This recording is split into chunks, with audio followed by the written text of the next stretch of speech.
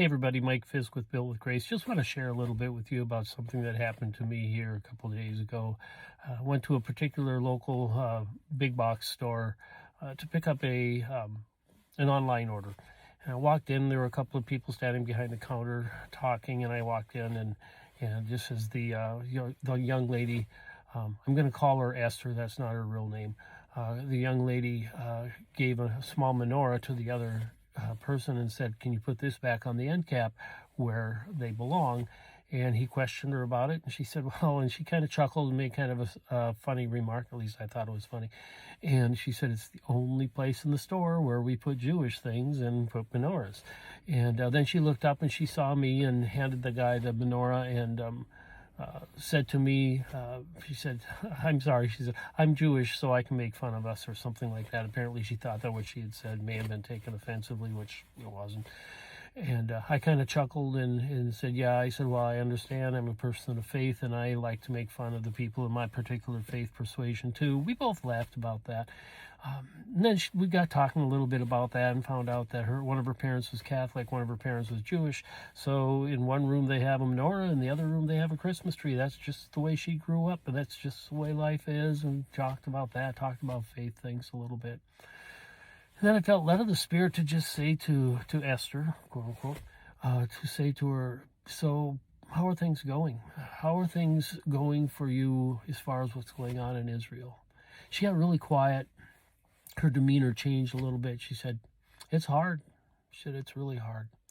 She said, I lived in Israel for a couple of years. I lived in Jerusalem, and so I know what's going on there." She said, "I have family, friends, loved ones over there, and it's hard." She said, "It's really hard to check the list of those that have died and to see if your family members are on." She said, "I've got family on the front lines that don't know if they're going to go home at night or not. It's really hard." And we got talking about that. We got talking about the fact that there in this store, there was another one of her co-workers that was Palestinian that was being harassed so much that they had to transfer her. Seriously? What's with us, people? What is with us? Anyway, so we just got talking about the fact that, essentially we all believe in the same God. The Muslims have the same God that we have. We just disagree on prophets. The Jews don't believe Jesus was Messiah. The Muslims believe that Muhammad was the Messiah.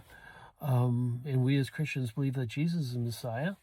And I'm not making light of any of those things because there are vast differences, but let's agree on what we can agree on: the sanctity of life and the fact that God is a God of love, and try to seek him and draw other people to him anyway. So we talked a little bit more about that. She talked about the fact that she's got pictures from Jerusalem that we don't see on the news very often of Palestinians and and Israelis giving each other hugs, praying together, even in the midst of the battle, believe that or not. Funny how the news doesn't mention that, right? Anyway, so we finished up. She said, "I'll go get your stuff." And as she was leaving, I said, "By the way," I said, "I just want you to know I'm praying for you and praying for your people. I'm praying for the people on both sides."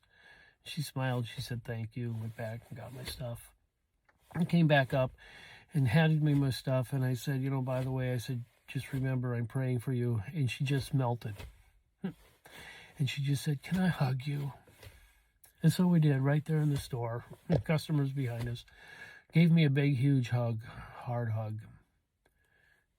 And then I said to her, I said, "Don't forget, he is in control." And she said, "I know. I know." So what I want us to think about is, first of all, remember God's in control. But the second thing is, pray for the Esthers in life. And not just the whole Israeli-Hamas conflict. There's conflicts all around us. We need to pray for each other. We need to lift each other up to the Holy Spirit, through the Holy Spirit, to God the Father. We need to forget our differences and work towards what we can agree on and love each other.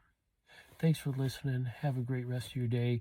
Love to have you follow my channel, either here or on YouTube. Talk to you later.